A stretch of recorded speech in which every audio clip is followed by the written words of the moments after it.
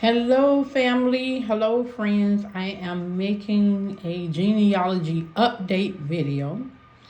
Um, and I got my little handy notes here in case I forget something or stumble. Y'all, I have been on a high since last night. Like, me and a cousin started researching over the phone which we often do. I do it with other cousins too. And I came across a gem. Y'all. Yes, look, y'all. I'm sorry, y'all. I know I'm hyped and I'm excited and I'm all of that. So let me take it slow, okay? So my husband and I was in Prince Edward County, handling some business for his family. We were driving back home, and I saw a marker,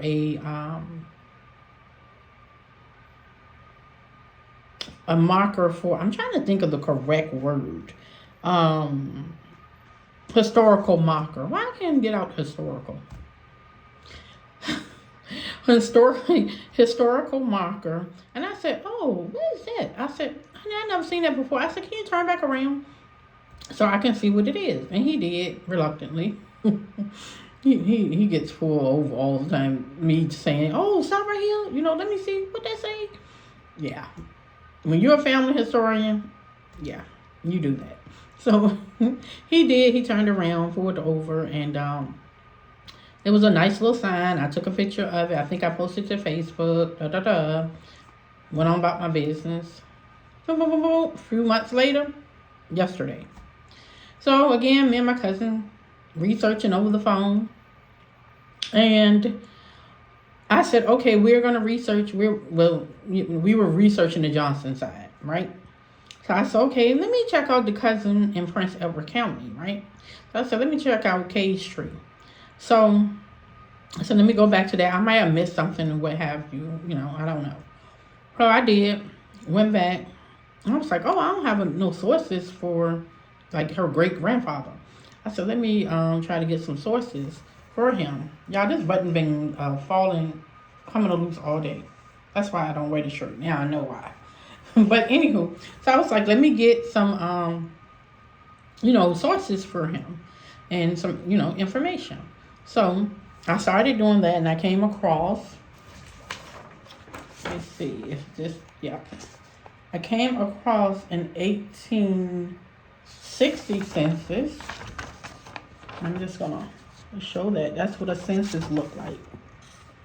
Came across the 1860 census. And on the side of the 1860 census, I hope y'all can read it, but it basically says Israel Hill Free Negroes liberated by Richard Randolph in 1811. That's what it says. And I said, Y'all, I couldn't believe it. What? I could not believe it, y'all. So I said, okay. The sign, the historical sign that I took a picture of 2 months ago, was about my family. Was about my family and others. It was more than just one family. It was about my Johnsons and other family members. Family, not members, but families. What? So let's digest all of this. So now I know that my Johnson line was free since 1811. 1811. Yes, they were enslaved, but they were free after 1811. Okay? Let's process this. How did it happen? This is how. I'm glad you asked. Richard Randolph, who was the enslaver, inherited these slaves from his dad. right? Richard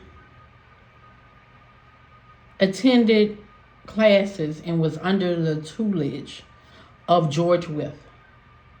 I have not researched George Wythe yet because this is all fresh and new, right? I have been doing some research. I just haven't gotten to George Wythe. I will get to him today. So it probably be a part 2 to this. Or you can research George Wythe. So George Wythe was one that was into this Enlightenment movement. Basically, he felt that freedom was a human right. So Richard Randolph, my family slaveholder, enslaver,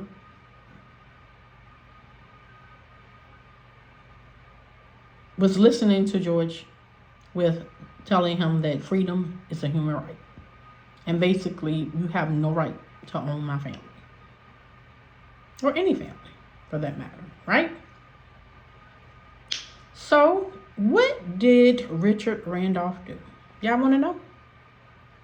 I'll tell you. Whoo, chat. Richard, at 20-something years old, made a will that when he died, he wants all of his slaves freed. Not only that, but he wants to give them 350 acres.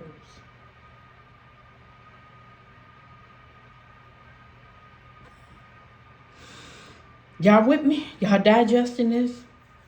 That's a lot. Well, what Richard did not know was that he was going to die very soon. Sadly. But it's a good thing for the slaves. Not too long after that, he died. Okay? What y'all think happened? What do y'all think happened? Well, it was left to old Judith, his wife. Is it Judy? Let me see.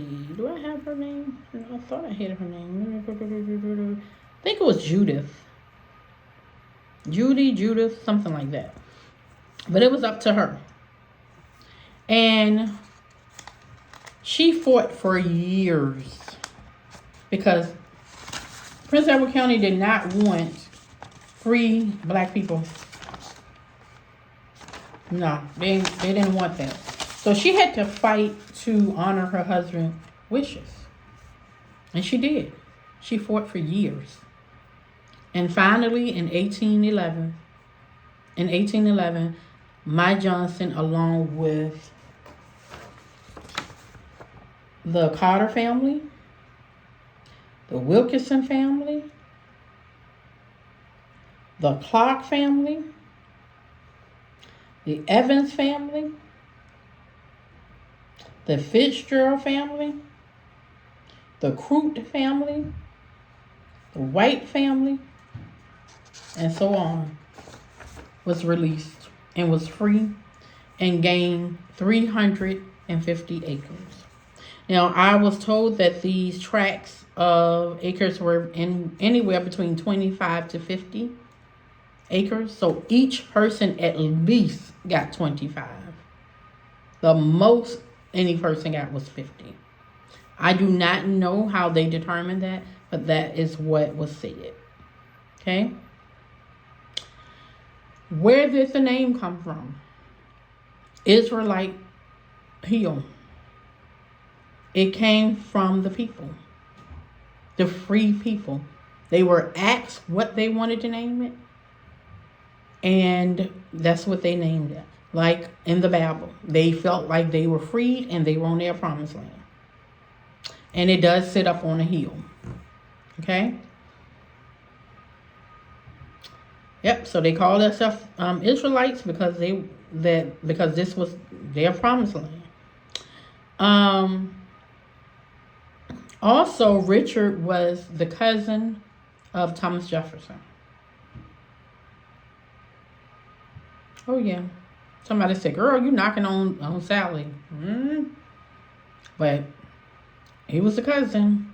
I have no information. I want to say this. I have no information whatsoever whether he had kids by the slaves or his dad. I don't know. They are mulatto people. They're black and they're white.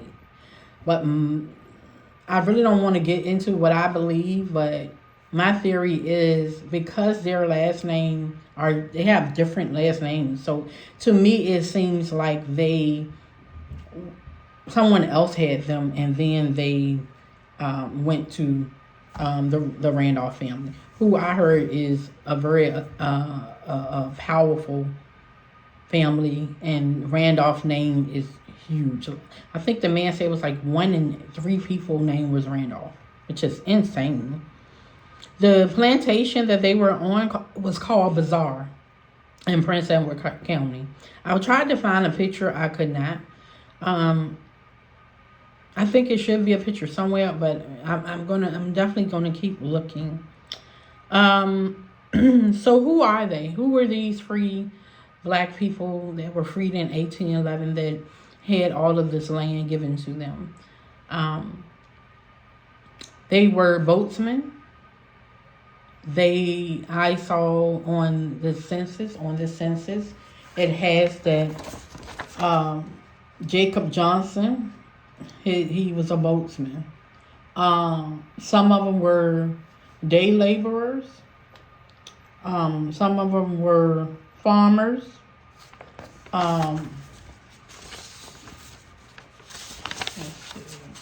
Yeah, so they did different things.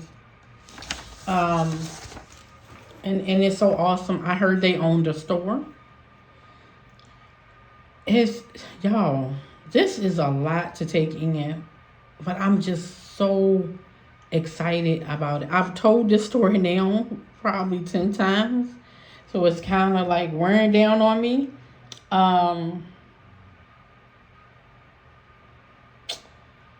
Let me see, Richard Randolph uncle, I believe, John Randolph of Roanoke, said that he was a very prestigious man and that he freed himself 300 slaves.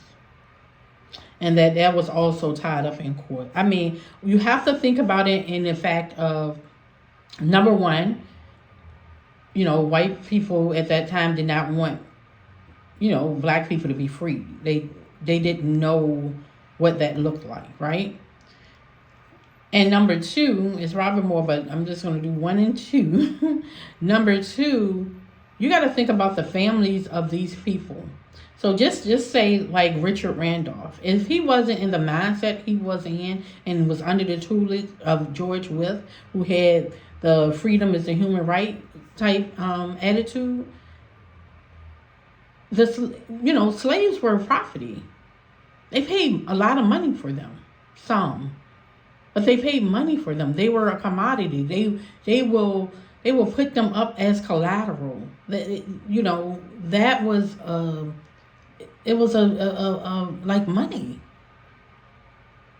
Slaves were like money.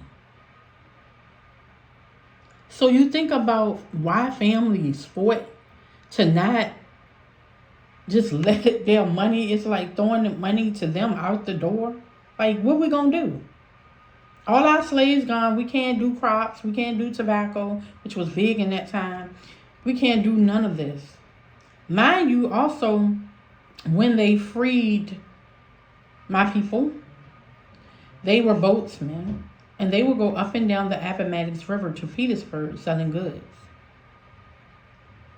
Amazing. Absolutely amazing. It was said that even white people owed them money because they had it. They had money, they had the means, they had the land for crops, all of that. Absolutely amazing, amazing, amazing story. Israelite Hill. Free people of color. Let me know what y'all think. What are your thoughts? There is a book on Amazon, and I'm so sad I don't have the guy's name, but you can Google it. You can Google it. I don't have his name. Sorry about that. But you can Google it. So, yeah. Y'all, thank y'all for watching. Please leave comments and let me know what you think about it. Do you think this story is as awesome as I think it is? Oh, and another thing, it helped me so much with my research, because if anybody know research and know how ancestry work, you have shared matches. So this cousin that I found, the Israelites, they share matches with my Caroline County people, so they went right back to me home. I believe that's where they started from, in Caroline County, and moved other places, and were bought to and moved other places. But y'all, thank y'all so much for listening. And again, put some comments, let me know, give me some thumbs up. All right, y'all have a great day. Keep looking. Don't stop. Keep looking. Even if it takes you a year, 2 years, 3 years, you can be happy just like I am today. I'm telling you. God bless. Bye.